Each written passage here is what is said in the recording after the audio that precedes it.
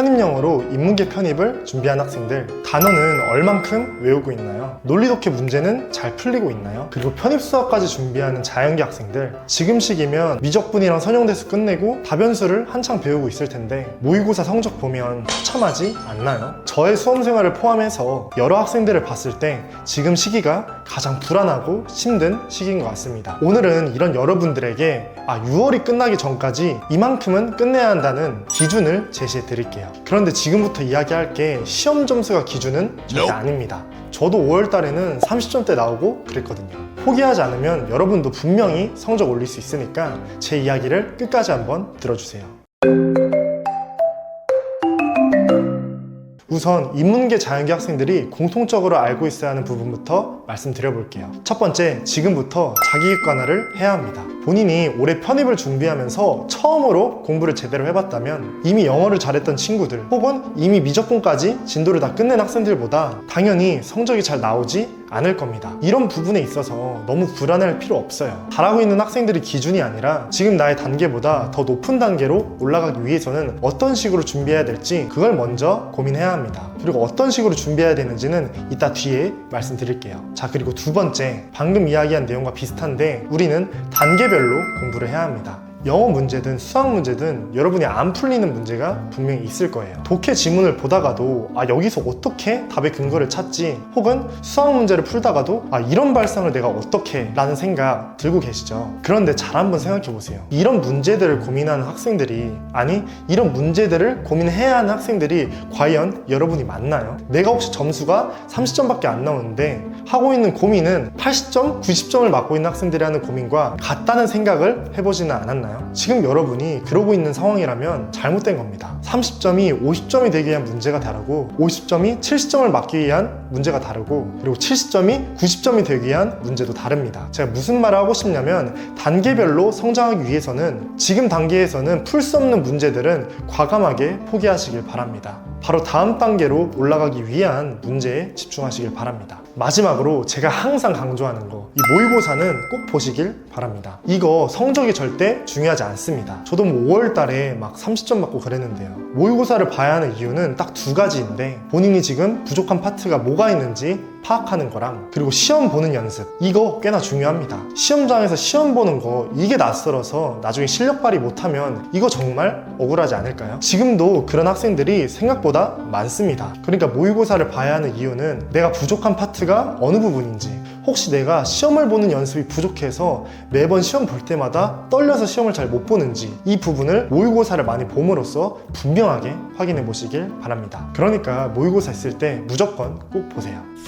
자, 이제 인문계랑 자연계별로 말씀드려 볼게요. 인문계 학생들에게 가장 크게 강조하는 건 여러분도 알다시피 단어입니다. 지금 성적이 30점대든 아니면 고득점인 70점, 80점대든 여러분 스스로가 단어에서 빈틈을 느낀다면 지금 당장 단어부터 먼저 채워야 합니다. 그리고 저는 고등영어 단어를 굉장히 강조하고 있어요. 그래서 고등영어 단어도 조금 더 디테일한 부분까지 완벽하게 암기하는 걸 추천드립니다. 고등 단어가 하나의 동사라고 해도 이게 부사 형태, 형용사 형태, 그리고 명사 형태 다 다르잖아요. 이런 것들을 완벽하게 알고 있고 아니고의 차이가 우리가 독해를 하는데 굉장히 큰 격차를 만들게 됩니다. 이거를 잘 모르는 학생들은 문장 구조가 조금만 복잡해지거나 문장이 길어지면 잘 해석을 하지 못하죠. 물론 이런 해석의 문제가 문법적인 요소를 모르고 구문 연습이 부족해서 벌어지기도 하는데 단어를 디테일하게 외우게 된다면 이 부분까지도 어느 정도 커버가 된다는 거죠. 내가 명사라는 걸 아는데 이 자리에 동사가 왔다? 그럼 내가 분명히 잘못 끌어서 해석하고 있다는 거죠. 이 단어의 품사를 알므로써 이 부분까지도 스스로가 알 수가 있다는 겁니다. 그러니까 고등 단어라고 쉽다고 무시하지 말고 이거 파생어까지 다 외우는 거, 표제어까지 완벽하게 외웠으면 그렇게 오래 걸리지 않거든요. 꼭 완벽하게 다 외우시길 바랍니다. 그리고 단어에 대한 기준을 말씀드리자면 아까까지 말씀드린 만큼 고등 단어를 외우고 플러스 여기에 더해 보카바이블 책을 기준으로 표제어랑 그리고 색깔로 표시된 단어들, 최소한 6월이 끝나기 전까지는 이 부분을 다 외우시길 바랍니다. 그때까지 근데 단어를 못 외우겠다, 그러면 여러분이 듣고 있는 강의들 거기에는 최소한의 노력만 쏘는 거예요. 숙제로 내준 문제들만 풀고 그거 강의에서 듣고 나서 복습하는데 최소한을 쓰라는 거죠. 그리고 남은 시간에는 전부 다 단어를 외우는 겁니다. 꼭 명심하시길 바랍니다. 그리고 단어에 더해서 6월이 끝나기 전까지는 구문이 부족하다면 여기에도 시간 투자를 많이 하시길 바랍니다. 단어를 이미 많이 외웠다면 이 구문 공부하는 시간을 늘려주시고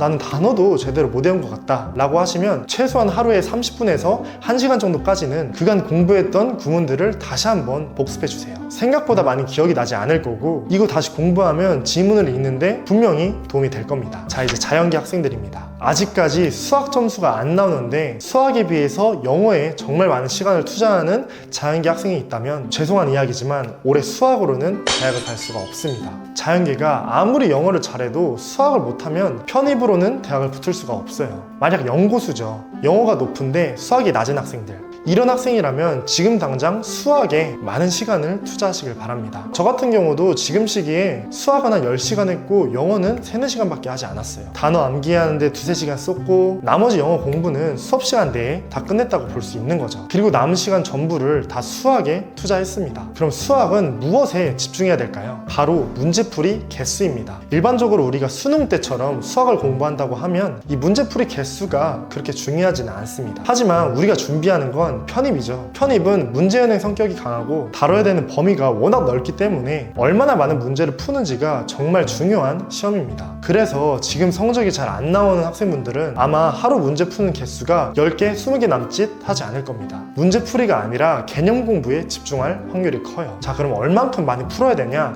권장량을 말씀드려 볼게요. 지금 미적분 진도를 나가고 있다. 하루 최소 20문제에서 30문제는 푸시길 바랍니다. 그리고 미적분을 끝내고 선형대수를 나가고 있다. 그러면 하루 40문제에서 60문제 정도는 푸시길 바랍니다. 그리고 두 과목을 다 끝내고 지금 다변수를 배우고 있다. 그러면 60문제에서 90문제까지는 풀어야 된다는 거죠. 자, 규칙성이 어느 정도 보이시나요? 각 과목별로 최소 20문제에서 30문제는 풀어줘야 된다는 겁니다. 그래야 배웠던 파트를 까먹지 않고 이 공부가 쌓인다는 거죠. 자, 그럼 다음으로 영어랑 수학 둘 다 잘 안 나온 학생들은 어떻게 해야 되냐? 만약 본인이 둘 다 성적이 안 나오는데 고등 단어조차도 완벽하게 외우고 있지 못하고 있다면, 그리고 편입 영어 단어는 잘 보지도 못했다면 영어를 포기하고 수학만 보는 학교로 준비하는 것을 권합니다. 여기에 영어까지 더해서 성적을 올리기에는 굉장히 시간이 촉박합니다. 지금은 선택과 집중을 해야 되는 시기라고 볼 수 있어요. 그런데 만약에 이런 학생들 중에서 본인이 물리나 화학, 지구과학 등을 잘한다, 공부해봤다라는 수준이 아닙니다. 잘한다의 수준이어야 됩니다. 이러면 수학에 더해서 물리를 준비하고 혹은 수학에 대해서 화학을 준비하는 연고대까지 준비하는 것도 하나의 방법인 거죠. 수학에 정말 많은 시간을 투자하면서 물리는 기본 개념 강의 하나 정도만 듣고 나중에 파이널 대비만 하고 이런 식으로 연고대까지 준비하는 겁니다. 물론 연세대 같은 경우에는 본인 영어 점수를 포함하기 때문에 본인이 토익 점수가 800점대 이상으로 잘 나오지 않는다면 연고대를 포기한다던가 고려대만 준비하면 됩니다. 따로 영어를 준비하면서 토익 점수를 만드는 거는 아까 말씀드렸던 것처럼 편입 영어를 포기하라는 것과 모순되기 때문에 이렇게까지 준비하는 건 권하지 않습니다. 이럴 때는 그냥 수학만 보는 학교만 준비하면 되는 겁니다.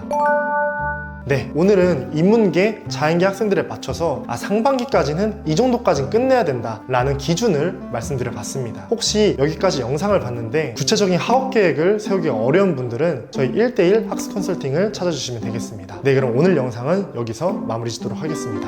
안녕.